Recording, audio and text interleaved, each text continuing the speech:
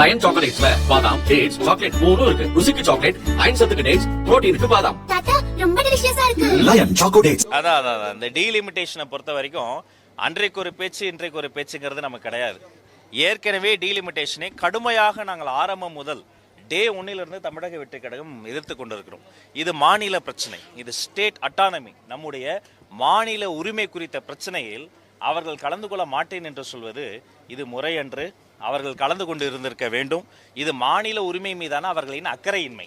காவிரியையே யாரும் திசை திருப்ப முடியாது, அது காட்டாற்று வெள்ளம். காவிரி பிரச்சனையை திசை திருப்பதற்காக டீலிமிட்டேஷன் பேசுகிறோம்.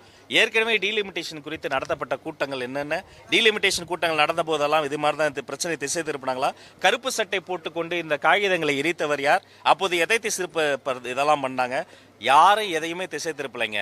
நாட்டு மக்களினுடைய உரிமைகளுக்காக டீலிமிட்டேஷனுக்காக ஒரு கூட்டம் ஏற்பாடு செய்கிறோம். இதில் கலந்து கொள்ளாமல் இருப்பது அவர்களினுடைய சொந்த முடிவா இருக்கலாம், அவர்களின் புதிய நண்பர்களுக்கான ஒரு சுய முடிவா இருக்கலாம்.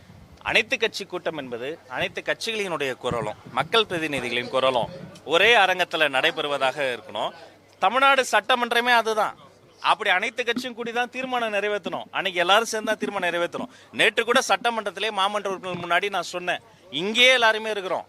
இதுக்கு முன்னாடி அப்படி நடந்தது 2018ஆம் ஆண்டுல நடந்ததை சுட்டி காமிச்சிருக்கிறேன். ஒரு இளம் சட்டமன்ற உறுப்பினர், இளம் அமைச்சர், நான் அவர்களின் வரலாற்றை சுட்டி காட்டுறேன். அதே மாதிரி காலையில பட்ஜெட் செஷன் நடந்தது, மதியமே ஒரு சிறப்பு தீர்மானம் நிறைவேற்றினாங்க.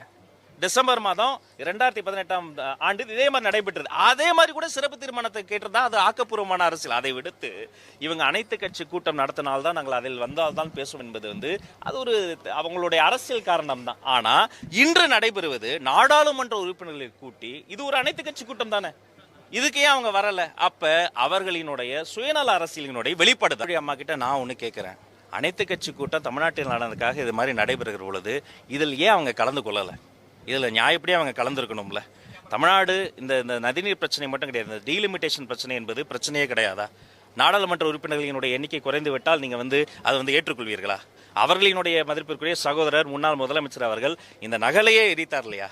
இதை போன்ற டீலிமிட்டேஷனுக்காக எத்தனை தொலைக்காட்சி விவாதங்களில் கடுமையாக நான் பேசியிருக்கிறேன்.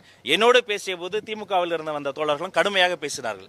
ஏன் திடீர்னு டீலிமிட்டேஷன் விஷயத்தில் மட்டும் அவங்க பதுங்குறாங்க என்பதை அவங்க தான் எக்ஸ்பிளைன் பண்ணணும். கூட்டம் தொடர்ந்து நடைபெறணும், தொந்தரவு பண்ண வேண்டாம்.